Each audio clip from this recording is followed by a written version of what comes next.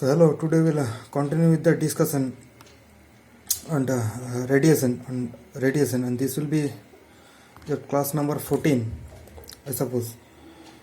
So we have already discussed about black body and what is a grey body, okay, and what are the properties of the black body.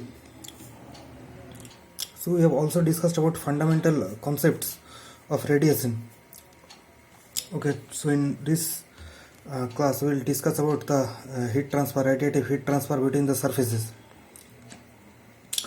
Okay, now this radiative heat transfer between surfaces, as you know, it depends upon the orientation of the surface relative to one another. So it depends upon the orientation of surface, okay, relative to one another, as well as the properties, radiation properties and temperatures. So let's properties, radiative properties and temperature. Okay, for example, when you go in a sea beach, okay, you lie down instead of standing to make the maximum of the radiation that falls upon your body surface. Okay, so we'll also discuss about new parameters like view factor, okay, safe factor and such other parameters. So these are actually geometric quantities, okay, and they are independent of the temperature and surface properties. So these factors, these view factors and such things, okay, they are independent of temperature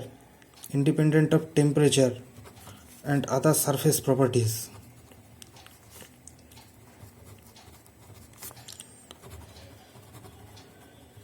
Okay, now this type of radiative heat transfer, it is required in many areas. Suppose in a spacecraft which we use in space, okay, so there are electronic equipments, okay, that continuously generate heat. So this heat has to be removed, okay, by means of heat exchangers. Okay, now in space, as you know, that it is not possible to transfer heat by convection because there is no medium, okay, so only radiative heat transfer is possible. Okay, so in such cases we need to study about the radiative transfer between the surfaces. So now we'll start with this topic. Okay, now we'll discuss a theory, okay, that is known as the enclosure theory. Enclosure theory, that is being given by an American professor. Okay, now what is this theory? It assumes that all the surfaces on the earth are actually enclosures. Now what is an enclosure? It has, suppose take a 4 surface enclosure, okay, suppose this is a 4 surface enclosure. It has 4 surfaces and it has, now suppose this body which has 4 surfaces, it is emitting heat, okay, from all the 4 in all 4 directions. Okay, now this 4 surfaces has temperatures, okay, suppose we take that as this surface 1 has temperature T1, T2, T3 and T4, and having that emissivity of E1, E2, E3 and E4. Now these 4 surfaces are emitting heat. Suppose the heat from this surface is falling on the other 3 surfaces, okay, on other 3 surfaces, okay, and also heat from the other three surfaces is also incident on this surface.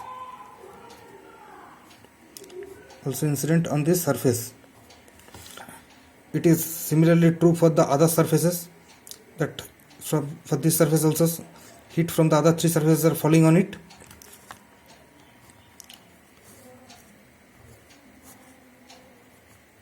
You can also heat is falling from this surface to the other surfaces. Okay, the same is true for the other two surfaces. Now the key concept of this theory is that we will account for all the heat radiation that is falling on the surface,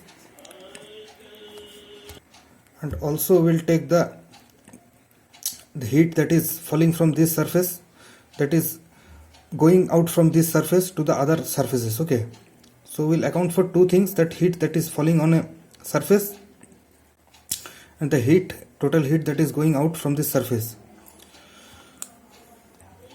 Similarly is true for the other surfaces also. Now we'll see the net heat, that is net heat for all the four surfaces, that is heat going out and heat incident on the surface and heat going out from the surfaces for all the four surfaces must be balanced. Okay, this is the key concept of this theory, this enclosure theory.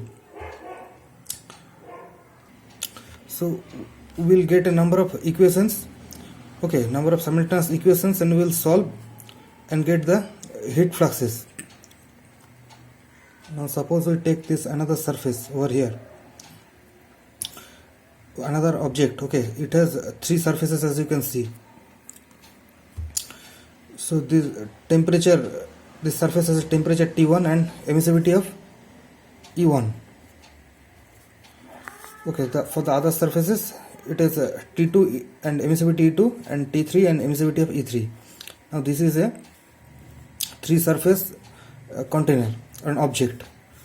Okay, now for this surface what we do is that, according to this theory, we'll consider this, we'll close this surface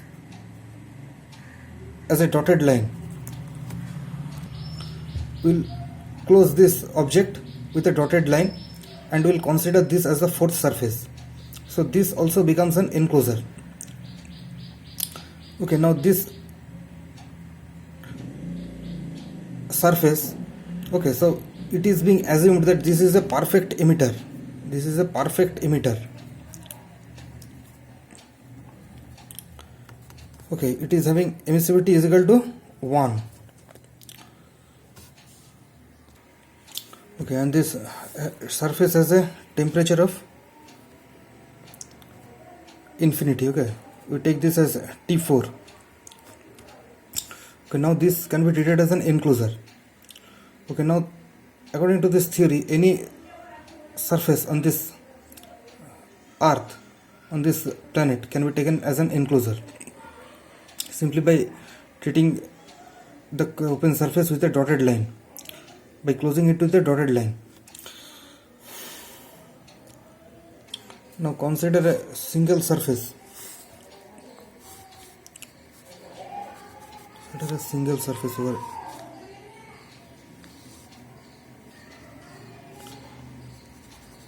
It is a single surface. Now this is a four surface enclosure. This is also a four surface enclosure. It is a three surface, it is being converted to four. Now consider this single surface. Now this surface can be also be converted into an enclosure by enclosing with an hemispherical surface. Okay, now this was T1, emissivity E1. Now this surface also has a temperature of T2 is equal to infinity and emissivity is equal to 1. E2 is equal to 1. Okay, so any surface can be converted into an enclosure. Then after converting into an enclosure, what we will do is that we will do the heat balance for the surfaces and we will get the heat flux. Okay, now this is the key idea concept behind this theory. We will solve the equation for each and every subject, each and every surface. Okay, we will get an equation and we will solve this equation. Okay, to get the amount of heat being radiated from a surface. So for solving the, so in the previous concepts, the previous topics which we have discussed so far, we have only taken into consideration a single surface. Okay, now you can see in this enclosure theory that there are more than one surface. Okay, so the geometry of the surface is of prime importance while solving the problems. Okay, and in this theory also, the orientation of one surface with respect to another surface is also of prime importance. So geometry will take a critical part in this in solving the problems involving the enclosure theory. Okay, so we have to take into account the heat from one surface to the other surfaces, and also the heat from incident on that surface from the other surface. Okay, so this is where the concept of the view factor comes.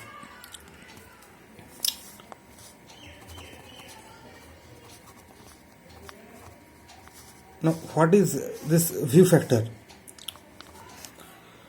So now this I've already said that this view factor is a purely geometric quantity and is independent of the surface properties and temperature.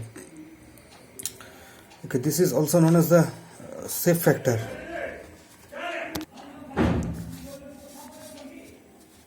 This is also known as the shape. So why we need this view factor? Okay, suppose x amount of heat is moving from this surface. So of this x amount of heat, suppose x by 5 amount of heat falls on this surface. Okay, x by 3 upon this surface. Okay, and x by and the rest on this surface. Okay, now the amount of heat which will fall on these surfaces will depend on the size of the surface and also on the geometry or the orientation of the surfaces. So this is where the concept of view factor comes. Now suppose there is an area EI. Okay,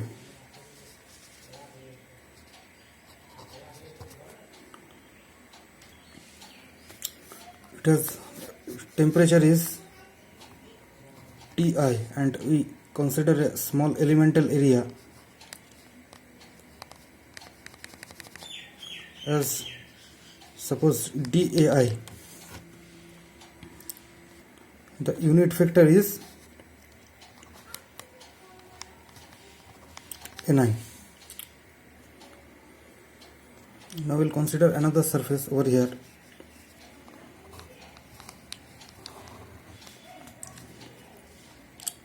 Okay, that is AJ and having temperature of TJ.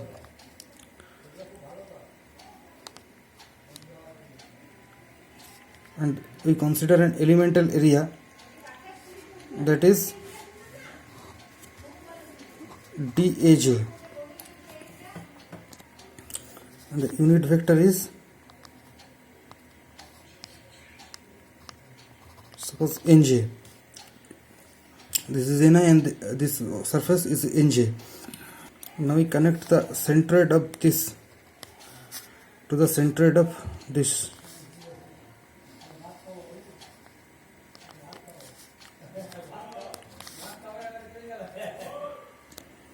And the distance between these two centroid is R. Okay, suppose this is Nj,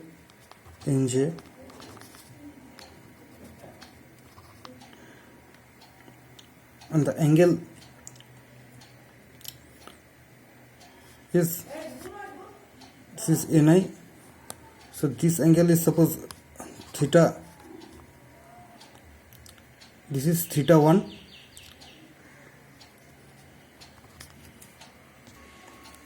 Okay, so this is not theta 1, this is theta I, and this angle that is between the unit that is the r, and this unit vector is suppose theta j.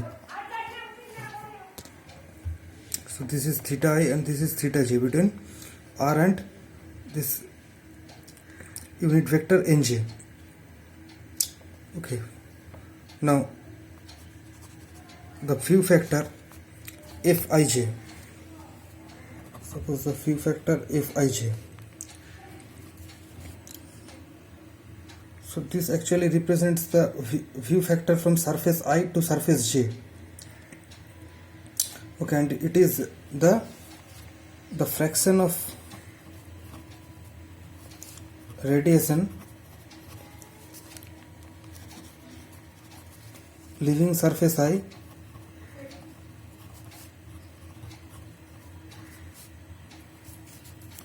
and strikes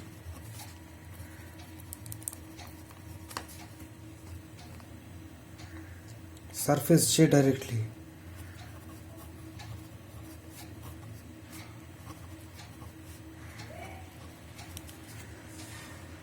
So the view factor Fij, okay, the view factor Fij between two finite areas Ai and Aj, as I have shown over here, Ai and Aj. So Fij between two finite areas, if Ai and Aj is the fraction of radiation that is leaving surface I and strikes or intercepted by surface j directly. Another point to be noted that the unit, there is no unit of this Fij. Okay, it is a dimensionless quantity. Okay, now the limit of this Fij is from 0 to 1. Okay, it is similar to efficiency. Okay, so how much is the other one surface absorbs the radiation from the, suppose how much the radiation the second surface absorbs from the first surface. Okay, so it is limit is between 0 to 1. So Fij can be written as that the amount of radiation which is coming from surface 1 to surface j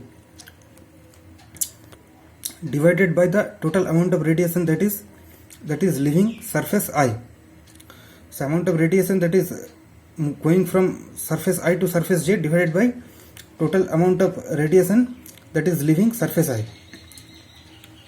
Okay, so it is actually fraction. So we will see that the radiation that is leaving I and that is being falling on surface j. Okay, so let us write this TQ TAI TAJ, the radiation that is falling from DAI to DAJ.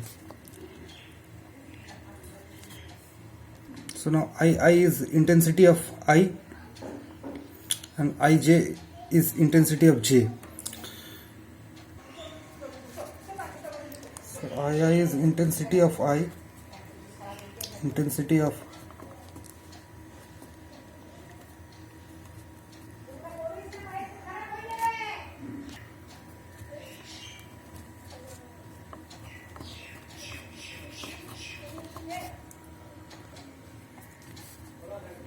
so II intensity of I into DAI cos theta. Why DAI cos theta? Because this DA will be in this direction. We have to take along this direction. So cos theta will be in this direction. So this has to be, if we take cos theta, then the elemental area will be like this, suppose. Okay. into d omega j to I.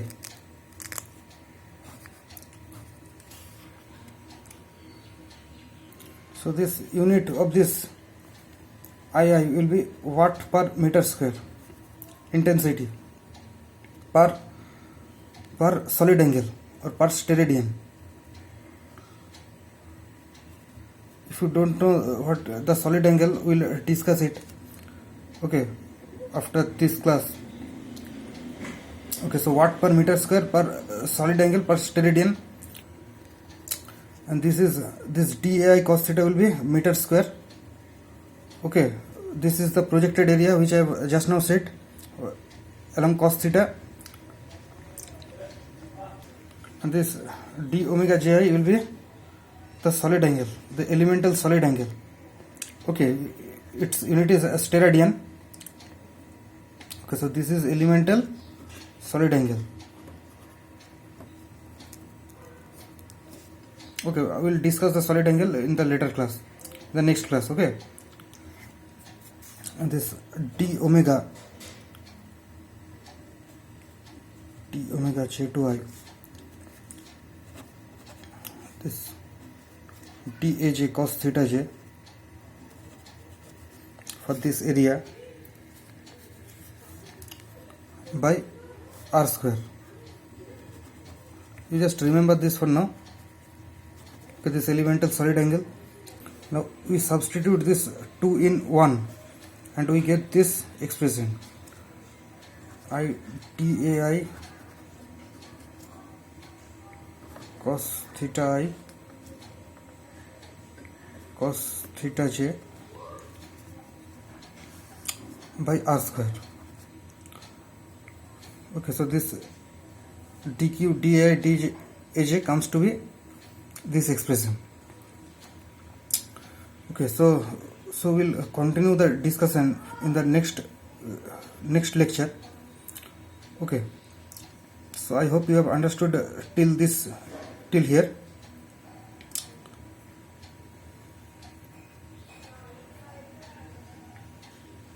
We will discuss the topic from here in the next lecture. Okay.